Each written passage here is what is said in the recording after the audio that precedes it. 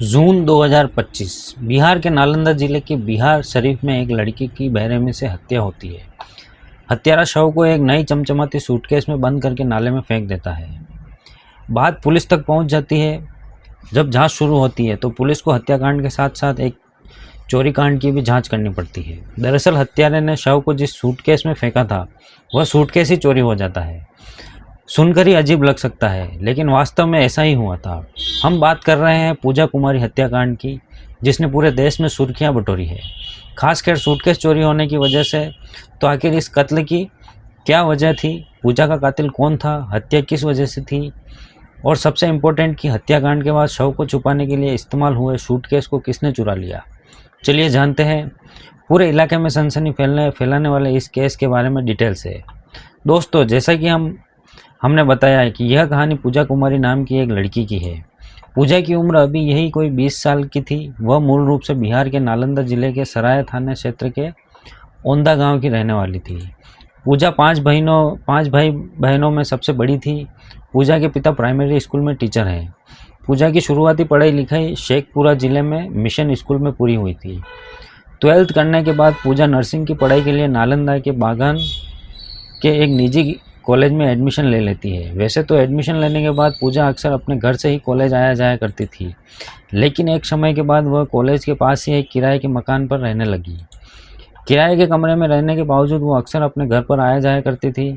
खास तौर पर जब भी कॉलेज की में छुट्टियां होती थी तो पूजा अपने घर पर ही चली जाया करती थी। जून 2025 में वह अपने घर पर ही रह रही थी, लेकिन 17 जून 2025 को पूजा अपने घर वालों को बताती है कि कॉलेज से मैसेज आया है कि कॉलेज में एक एग्ज़ाम होने वाला है। इस एग्ज़ाम में शामिल होने के लिए कॉलेज से ड्रेस लेनी होगी। इसलिए कॉलेज से ड्रेस लेने की बात कहकर पूजा अपने घर से निकल जाती है। पूजा घर से यह कहकर गई थी कि वह देर शाम तक कॉलेज का काम पूरा करने के बाद घर वापस आ जाएगी, लेकिन पूजा घर वापस नहीं आती। पूरा परिवार वाले पूजा की वापसी का इंतज़ार करते रहते हैं, लेकिन वह नहीं आती। अक्सर पूजा अपने पिता से फ़ोन पर बात कर लिया करती थी, लेकिन उस दिन देर होने के बावजूद भी वह पिता को फ़ोन नहीं करती। इंतज़ार करने के बाद उसके पिता नंबर डायल करते हैं, लेकिन पूजा का मोबाइल स्विच ऑफ बताता है। पूजा के लिए चिंतित परिवार अपने स्तर से पूजा से संपर्क करने की हर संभव कोशिश करता है, मगर नाकाम रहते हैं। रात में पूजा के पिता बिहार शरीफ नगर थाना में जाकर बेटी की मिसिंग रिपोर्ट दर्ज करवाते हैं। अब तारीख बदलकर हो चुकी थी 18 जून 2025। अब यहीं से पुलिस का एक एक्शन शुरू होता है। मामला एक जवान लड़की के गायब होने का था, इसलिए पुलिस वाले तुरंत हरकत में आते हैं। एसओ सम्राट दीपक की निगरानी में पूजा की तलाश शुरू होती है। शुरू के कुछ घंटे में पुलिस को कोई कामयाबी नहीं मिलती, लेकिन एक छोटी सी टिप से पुलिस को इस केस में बड़ा ब्रेक थ्रू मिलता है। दरअसल पूजा के गायब होने की खबर आग की तरह इलाके में फैल चुकी थी। लोग अलग अलग कसाई लगा रहे थे। इसी बीच पुलिस वालों को एक अनजान व्यक्ति जानकारी देता है कि उसने पूजा को आखिरी बार किसी अमित नाम के लड़के के साथ देखा था। अमित के बारे में जानकारी निकालने पर पता चलता है कि अमित कुमार नाम का लड़का मूल रूप से शेखपुरा जिले के बरबीघा का रहने वाला था, लेकिन फिलहाल यह भी बिहार शरीफ में ही कागजी मोहल्ला नाम की जगह पर एक किराए के घर में रहता है। पुलिस तुरंत ही अमित के किराए वाले कमरे पर दबिश देती है, तो वह इन्हें इसी कमरे में मिलता है। पुलिस को देखते ही अमित भागने की कोशिश करता है, लेकिन नाकाम रहता। पुलिस वाले तुरंत ही अमित को हिरासत में ले लेते हैं और उससे पूजा के बारे में पूछताछ करने लगते हैं। शुरुआती बयान में अमित किसी भी रूप से पूजा को जानने से इनकार करता है, लेकिन जब पुलिस वाले थोड़ी सख्ती के साथ पूछताछ करते हैं तो अमित बताता है कि पूजा अब इस दुनिया में नहीं है। अमित बताता है कि उसने पूजा की हत्या कर दी है और शव को यहाँ से लगभग 1 किलोमीटर दूर सुसराय गर्ल्स हाई स्कूल के पीछे नाले में फेंक दिया है। तत्काल ही पुलिस की टीम भागते हुए अमित की बताई गई लोकेशन पर जाती है, लेकिन वहां पर पुलिस वालों को कोई शव नहीं मिलता। अमित बताता है कि उसने हत्या के बाद शव को एक नए सूटकेस में बंद करके यहीं फेंका था। स्कूल के पीछे काफ़ी ज़्यादा पानी भरा हुआ था। पुलिस वालों को लगता है कि शायद शव बहकर इधर उधर चला गया होगा, इसलिए सर्च ऑपरेशन के लिए एक और टीम लगाई जाती है। थोड़ी देर की मेहनत के बाद पुलिस वालों को पूजा की डेड बॉडी तो मिल जाती है, लेकिन यहाँ एक बड़ा ही अजीब ट्विस्ट भी सामने आता है। दरअसल अमित ने दावा किया था कि उसने शव को एक बड़े से सूटकेस में बंद करके फेंका था, जबकि पूजा का शव पानी के भीतर मिलता है। सूटकेस कहीं भी आसपास नहीं दिखाई देता, तो आखिरकार वह सूटकेस कहाँ चला गया? मतलब सूटकेस किसी ने चुरा लिया था। पुलिस वालों के लिए अपने आप में यह अनोखा मामला था, जहां हत्या के बाद शव छुपाने के लिए इस्तेमाल हुए सूटकेस की चोरी हो गई थी। अमित के बयान के मुताबिक उसने हत्या के बाद 8,000 में एक बड़े साइज का चमचमाता हुआ सूटकेस खरीदा था। इसलिए कयास लगाए जाने लगते हैं कि शायद किसी राहगीर की नज़र उस पर पड़ी हो और उसका उस पर दिल आ गया हो। इसी कारण चोर लाश सूटकेस से बाहर निकालकर सूटकेस लेकर फरार हो गया। सूटकेस इस केस की इन्वेस्टिगेशन में एक अहम सबूत था, इसलिए पुलिस वाले शव को पोस्टमार्टम के लिए भेजने के बाद पूरी ताकत से सूटकेस की ढूंढ तलाश में लग जाते हैं। पुलिस वालों की मेहनत रंग लाती है और अगले दिन यानी 19 जून को पुलिस वालों को यह सूटकेस किसान सिनेमा के पास पुल के नीचे मिल जाता है। अनुमान लगाया जाता है कि हत्या से ज़्यादा चर्चा सूटकेस की चोरी की हो गई थी। इस कारण शायद चोर को भी सूटकेस की तलाश की खबर लग जाती है और वह मौका मिलते ही सूटकेस को फेंक कर चला जाता है। सूटकेस मिलते ही पुलिस वाले थोड़ी राहत की सांस लेते हैं और अपना पूरा फोकस पूजा की हत्या की गुत्थी सुलझाने में लगाते हैं। पुलिस सबसे पहले अमित के कमरे की तलाशी लेती है तो वहां उन्हें खून के धब्बे दिखाई देते हैं, जिसे मिटाने की कोशिश की गई थी। इसके अलावा वह धारदार हथियार भी पुलिस वालों को मिल जाता है, जिसका इस्तेमाल पूजा का गला काटने के लिए किया गया था। ये सारे सबूत गवाही दे रहे थे कि इस दिल दहलाने वाले कांड को अमित कुमार ने ही अंजाम दिया था, मगर ऐसा उसने क्यों किया, इसी सवाल का जवाब तलाशने के लिए अमित से पूछताछ शुरू होती है, जहां वह हैरान कर देने वाला खुलासा करता है। अमित द्वारा दिए गए बयान के मुताबिक शेखपुरा जिले के जिस मिशन स्कूल से पूजा कुमारी ने अपनी पढ़ाई की थी, उसी स्कूल में अमित कुमार भी पढ़ता था। इनफैक्ट दोनों एक ही क्लास में थे। अमित मूल रूप से शेखपुरा के बारबरी का रहने वाला था। स्कूल के दिनों में ही यानी 2020 से 2021 में इन दोनों की पहले दोस्ती होती है और फिर यह दोस्ती प्यार में बदल जाती है। प्यार ऐसा कि दोनों साथ जीने मरने की कस्में खाने लगते हैं। अपनी स्कूलिंग पूरी करने के बाद अमित नालंदा चला जाता है। यहीं पर वो एक बीएड कॉलेज में नौकरी करने लगता है। अमित की ही सलाह पर पूजा नालंदा के ही एक निजी मेडिकल कॉलेज में नर्सिंग में एडमिशन ले लेती है।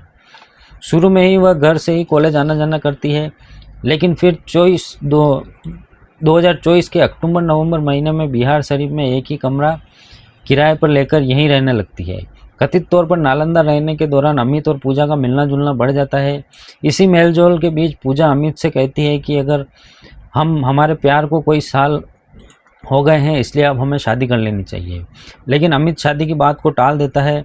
ऐसा एक दो बार नहीं, कई बार होता है। पुलिस के सामने दिए गए बयान के मुताबिक जब 17 जून 2025 को पूजा अपने घर से यह कहकर निकली है कि वह कॉलेज यूनिफॉर्म लेने जा रही है, तो वह कॉलेज नहीं बल्कि वास्तव में अमित से मिलने जाती है। अमित उसे अपने किराए के मकान पर बुलाता है। इस मुलाकात के दौरान पूजा एक बार फिर से अमित के सामने शादी की बात निकालती है। पूजा अमित पर शादी का जोर इसलिए डाल रही थी कि पूजा के परिवार वाले उसकी शादी कहीं और कराने का प्लान कर रहे थे। यहाँ तक कि यह भी तय हो चुका था कि 22 जून को लड़के वाले पूजा को देखने आएंगे। पूजा के परिवार वालों को अमित और पूजा के रिश्ते के बारे में काफ़ी पहले पता चल चुका था। शुरू में पूजा के परिवार वालों को यह रिश्ता भी मंजूर था, लेकिन जब शादी के उद्देश्य से अमित के बारे में और ज़्यादा जानकारी परिवार वालों ने निकालते हैं, तो उन्हें पता चलता है कि कुछ साल पहले भी अमित का किसी लड़की से अफेयर था। उससे भी उसने शादी का वादा किया था, लेकिन फिर उसने उसे छोड़ दिया। पूजा के परिवार वालों को डर सताने लगता है कि अमित पूजा के साथ भी ऐसा ही कुछ करेगा। इसलिए वह लोग पूजा को समझाने का प्रयास करते हैं कि अमित को भूल जाए और उसकी पसंद से कहीं और शादी कर ले। लेकिन पूजा को यह मंजूर नहीं था और वह बहाने से अमित को शादी के लिए मनाने लगती है।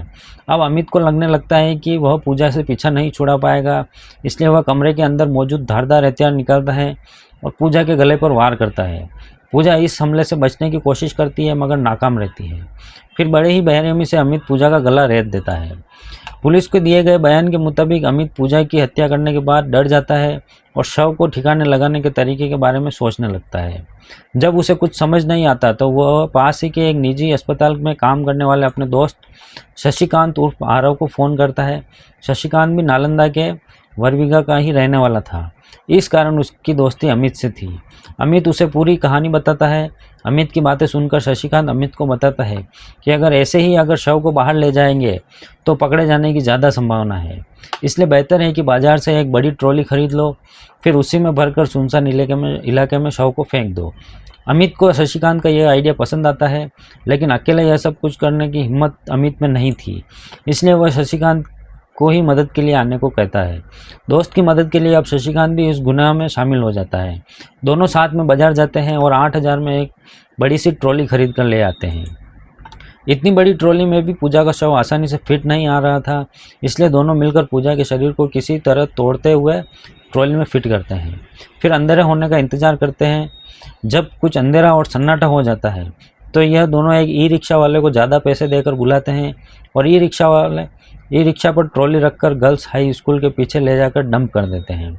यहीं पर किसी की नज़र ट्रॉली पर पड़ जाती है, जो ट्रॉली चुरा कर भाग जाता है, लेकिन पुलिस की दबिश के कारण अगले ही दिन ट्रॉली दूसरी जगह फेंक देता है।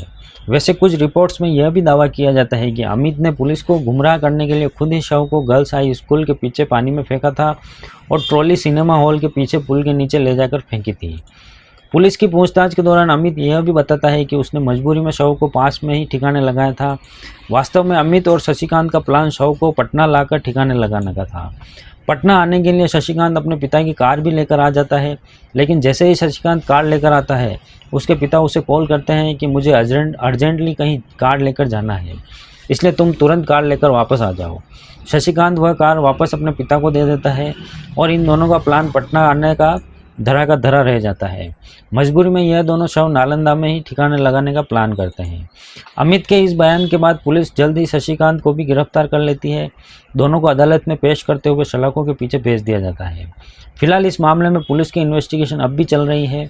पुलिस ने कई अहम सबूत इकट्ठे कर लिए हैं और गवाह के तौर पर उस ई रिक्शा वाले चालक की तलाश भी की जा रही है, जिसकी मदद से इन लोगों को शव ठिकाने लगाया था। वैसे तो अपने बयान में अमित बताता है कि पूजा शादी के लिए जिद कर रही थी, इसलिए उसने हत्या कर दी, लेकिन कुछ रिपोर्ट्स के मुताबिक हत्या की एक बड़ी वजह अमित का शक भी था। जब पूजा का एडमिशन नर्सिंग कॉलेज में होता है तो अमित को पूजा के स्वभाव में बदलाव महसूस होने लगता है। उसे शक होने लगता है कि शायद पूजा किसी और लड़के के साथ रिलेशनशिप में आ गई है। इस कारण वह पूजा को बुलाकर जान से मार देता है। अमित पर हत्याओं की धारा के तहत तथा शशिकांत पर सबूत मिटाने और हत्या में साथ देने जैसे संगीन धाराओं के तहत मामला दर्ज हुआ है। इन दोनों को उनके गुनाहों की क्या सज़ा मिलती है यह तो आने वाला समय ही बताएगा। हम आपको ज़रूर अपडेट देंगे।